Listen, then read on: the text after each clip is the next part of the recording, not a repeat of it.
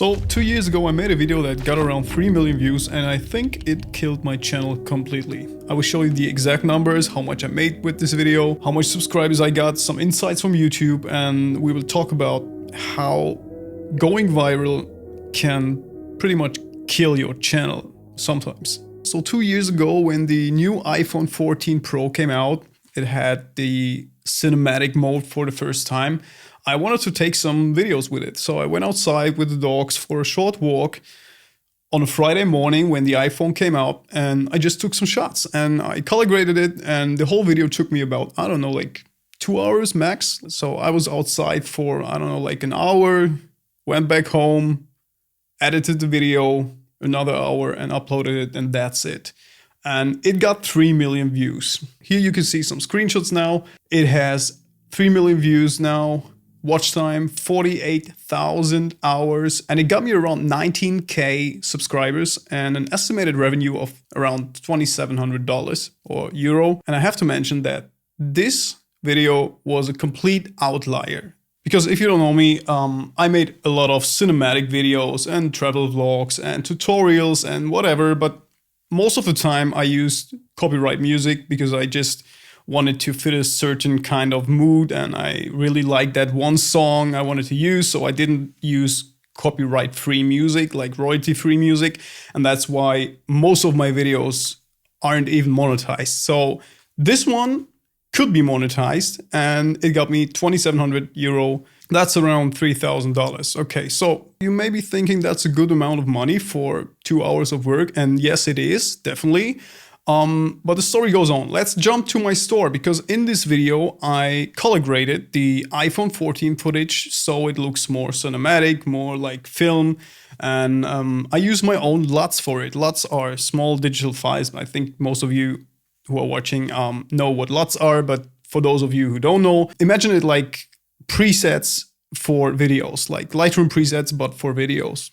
That's the short explanation for those who are not into filmmaking. And I promoted these LUTs I created to color grade your iPhone footage in your favorite video editing software like Premiere Pro, DaVinci, Final Cut, whatever.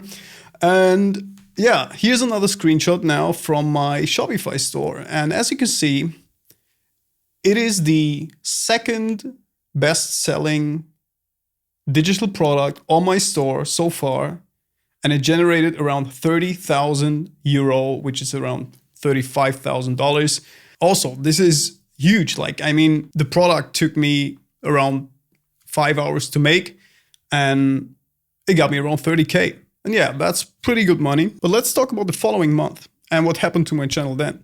Because I think many people out there who are creators or started YouTube or are mid-sized creators, let's say from 10 to 50,000 subscribers, who already got their small community and follower base, never think about the downside that comes with having a viral video like this. I think it's very important to understand that if you got a video like this that generates hype and a lot of traffic on your channel and a lot of views, good click-through rate, and gives you a lot of subscribers, has a very significant problem. And the problem is that most people who are subscribing to your channel after watching that one video will expect the same from you in the future. What I mean by that is that these 19,000 subscribers probably are super interested in iPhone filmmaking or maybe iPhone tech, new releases, new iOS, new filmmaking features of the iPhone, whatever. But they are interested in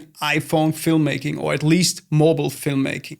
And to be honest, that's not what my channel is about. Like, I like to play around, and at that time, I like to test the new features. Also, 1 year later, the iPhone 15 Pro came out, and it had log recording, which is also a feature that many filmmakers were interested in. But I just wanted to play around and shoot something cool, okay? But not all of my content on my channel is about iPhone filmmaking, and I don't want to be that iPhone filmmaker, or I never pursued a career in the iPhone filmmaking or mobile filmmaking niche. And that's the huge issue here.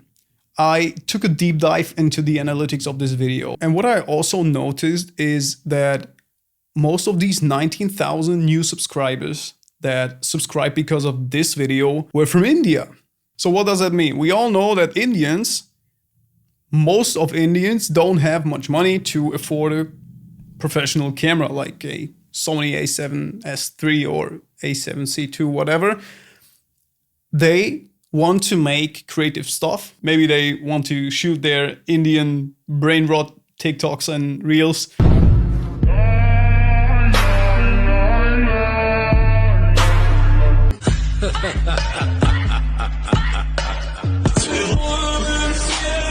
But most of them can't afford a camera. So they use their phone for filmmaking. And that's why a lot of them are interested in mobile filmmaking and want to see what is possible if you only take your phone with you and shoot some stuff with it. What I noticed right after uploading that video, that every other video that maybe had to do with filmmaking, lighting, cinematic shorts, some type of documentaries I made, no matter what I did, nothing worked anymore. Every other video that I did afterwards just dropped in views. Like, I'm talking about less than 10K views, no matter how good the video was. Like, there were videos where I put 4 weeks of work into it and they just plummeted like that.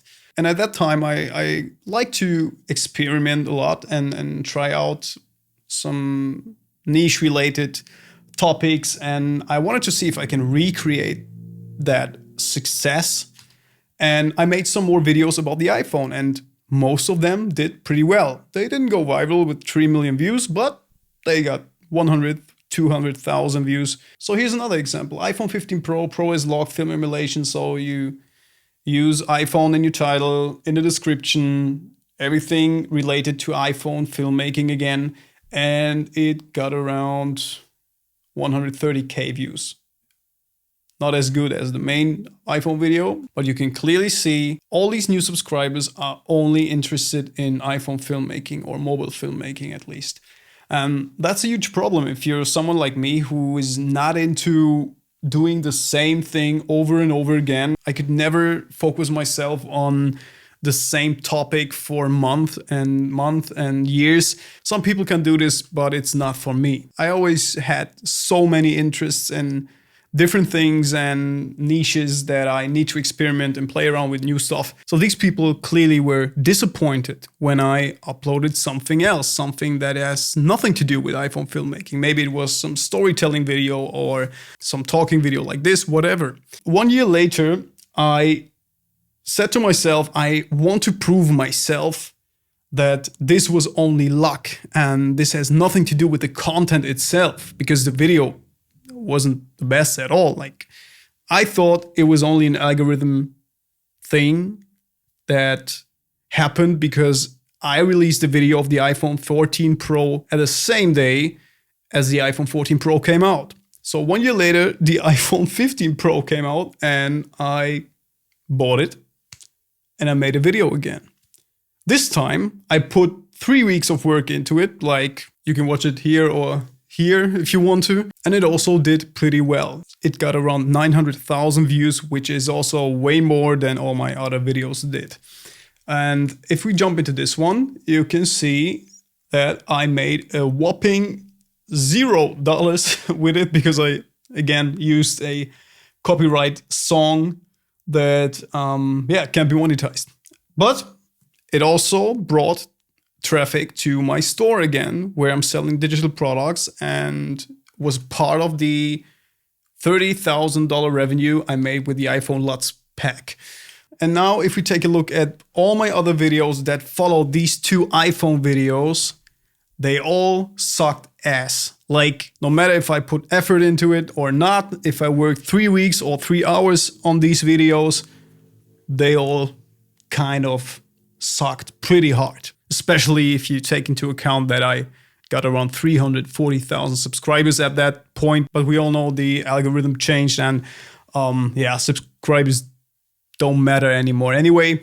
But still, it's pretty hard to see your channel tank in a brutal way like this. If you're a creator, no matter what you do, you put a lot of time and passion into your projects, and it's just sad to see that everything just falls apart because The audience you gained from 1 or 2 videos expects something completely different. So keep that in mind if you want to go viral or chase that next huge video that gets 1 million views or more. And I think that's the big issue here with niching down and doing only one thing, because some people are simply not made for this. I'm definitely not.